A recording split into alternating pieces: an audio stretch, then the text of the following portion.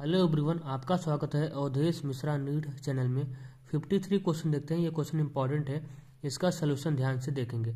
ठीक है। Given the following sequence of reaction the major product C is.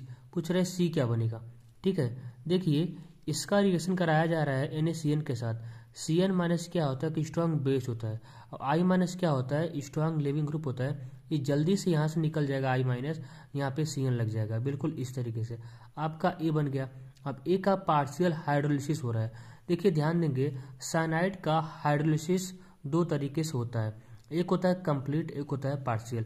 जब भी साइनाइड का कंप्लीट हाइड्रोलिसिस होता है तो ये एसिड में कन्वर्ट हो जाता है, और जब भी साइनाइड का पार्शियल हाइड्रोलिसिस होता है तो ये एमाइड में कन्वर्ट हो जाता है। देखिए कैसे, देखिए जब भी इसका पार्शियल हाइड्रोलिसिस होता है तो क्या होता है, यहाँ से 2 पाई बॉन्ड ब्रेक होता है, 2 पाई बॉन्ड, यहाँ से 2 पाई बॉन्ड ब्रेक होगा, यहाँ से 2 पाई बॉन्ड ब्रेक होगा, 2 OH इसको मिल जाएगा, 2 OH इसको मिल जाएगा, 2 OH इसको मिल जाएगा, 2 OH इसको मिल जाएगा।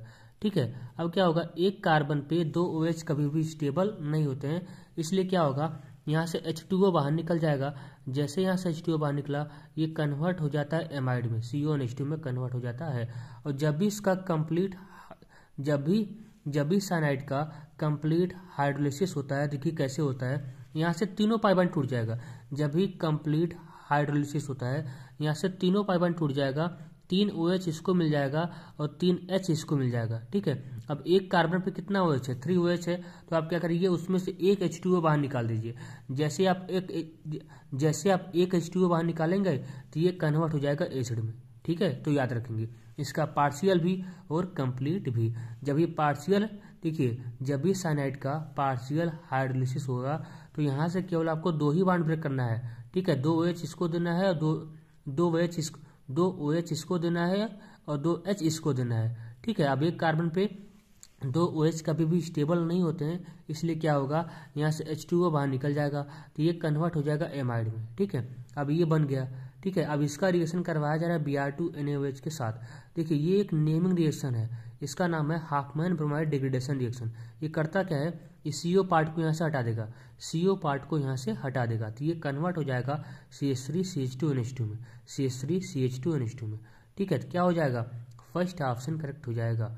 ठीक है, फर्स्ट ऑप्शन करेक्ट हो जाएगा। ठीक है, देखिए 133 क्वेश्चन देखते हैं। ये भी क्वेश्चन इंपॉर्टेंट है नीट एग्जाम के लिए, इसका सोल्यूशन ध्यान से देखेंगे। ठीक है, हम आपसे बोल चुके हैं कि जेई का क्वेश्चन नीट के लिए काफी इंपॉर्टेंट होता है।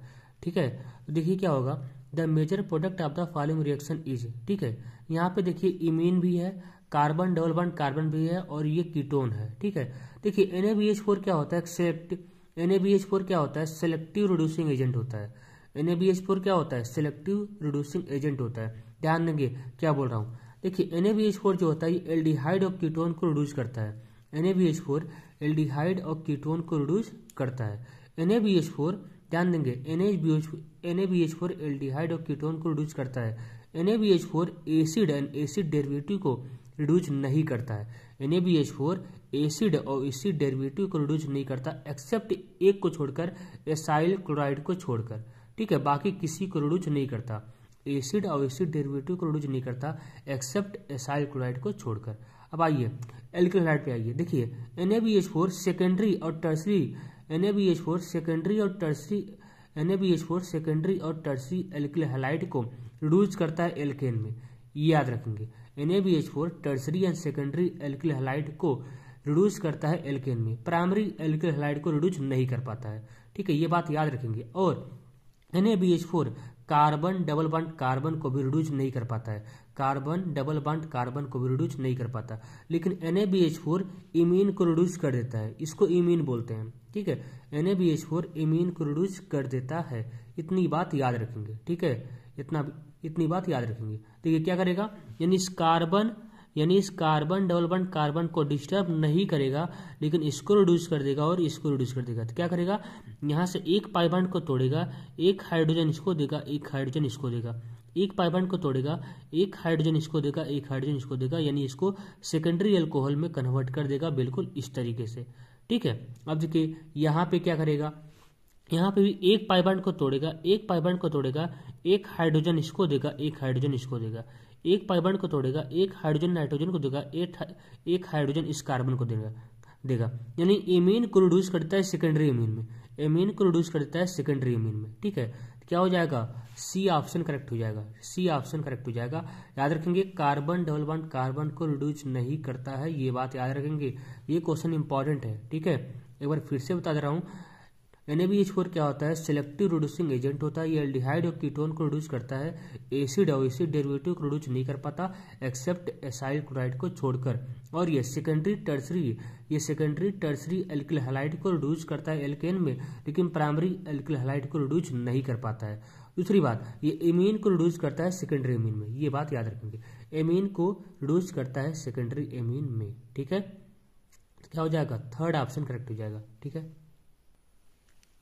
149 क्वेश्चन देखते हैं, which of the following amine will give the carbo element test. देखिए आप लोग याद रखेंगे, carbo element test primary amine देता है। अब वो चाहे एलिफेटिक एमीन हो चाहे एरोमेटिक एमीन हो, दोनों देते हैं। चाहे एलिफेटिक एमीन हो चाहे एरोमेटिक एमीन हो, प्राइमरी एमीन टेस्ट दोनों देते हैं, ये बात याद रखेंगे। ठीक है, कार्बो एलिमेंट टेस्ट दोनों देते हैं, चाहे वो ये कार्बो एलिमेंट टेस्ट कौन देता है, प्राइमरी एमीन देते हैं। अब वो चाहे एलिफेटिक प्राइमरी एमीन हो चाहे एरोमेटिक प्राइमरी एमीन हो, दोनों ही देते हैं। ठीक है, तो कौन सा ऑप्शन, ये देखिए ये सेकेंडरी एमीन है। ठीक है, ये सेकेंडरी एमीन है, ये भी सेकेंडरी एमीन है, ये टर्सरी एमीन है। ठीक है, ये प्राइमरी एमीन है। जब भी नाइट्रोजन से एक कार्बन जुड़ा होता है उसको बोलते हैं प्राइमरी एमीन, और जब भी नाइट्रोजन से 2 कार्बन जुड़ा होता है उसको बोलते हैं सेकेंडरी एमीन, और जब भी नाइट्रोजन से 3 कार्बन जुड़ा होता है उसको बोलते हैं टर्सरी एमीन। ठीक है, ऐसे ही पता करते हैं, क्या हो जाएगा, बी ऑप्शन करेक्ट हो जाएगा। ठीक है।